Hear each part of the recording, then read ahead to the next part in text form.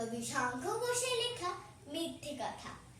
লোকে আমায় ভালোই বলে, দিব্যি চরণ সুই, দোষের মধ্যে একটু নাকি মিথ্যে কথা কই। খাটশিলাতে যাবার পথে ট্রেন ছুটছে যখন, মায়ের কাছে বাবার কাছে করছি বকুম বকুম।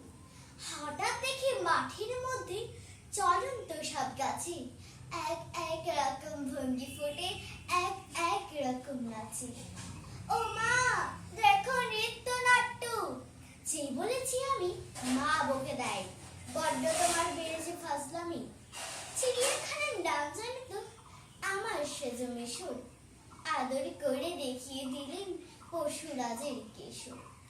কদিন পরে চুল খসানো দেওয়াল জুড়ে একই, ঠিক আবেকার সেই রকমই মূর্তি যেন দেখি।